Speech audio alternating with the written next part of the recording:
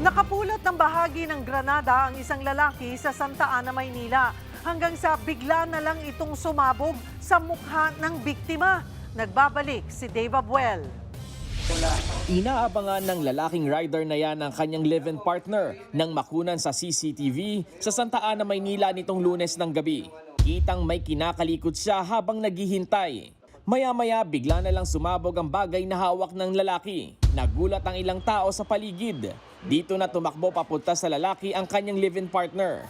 Tumulong na rin ng ilang pang tao sa lugar para maisakay sa tricycle ang lalaki at dalhin sa Santa Ana Hospital. Nakita ko, iniakat ng babae yung lalaki. Tapos magharap sa akin, puro dugo na. Yan, yung mga kamay niya talaga nakaganon. Ayon sa Manila Police District, isang parte ng granada ang bagay na hawak ng lalaki na sumabog. Tapos bumili siyang pagkain kasama ng asawa niya. Bumalik siya dito sa motor.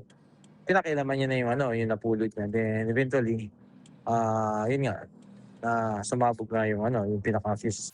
Wala raw ideya ang lalaki na bahagi pala ng granada ang napulot niya. Dahil sa pagsabog, nagtamo ng minor injuries ang lalaki sa muka, tiyan at mga kamay. Sinusubukan pa ng News 5 na makunan ng pahayag ang biktima. Sa kabila ng disgrasya, posible siyang maharap sa reklamong paglabag sa RA 9516 o illegal possession of explosive device. Nagbabalita mula sa Frontline, Dave Abuel, News 5. Mga kapatid, Cheryl Cosing po. Maging maalam at may pakialam sa mga napapanahong issue at headlines. Mag-follow at mag-subscribe na sa social media pages ng News 5.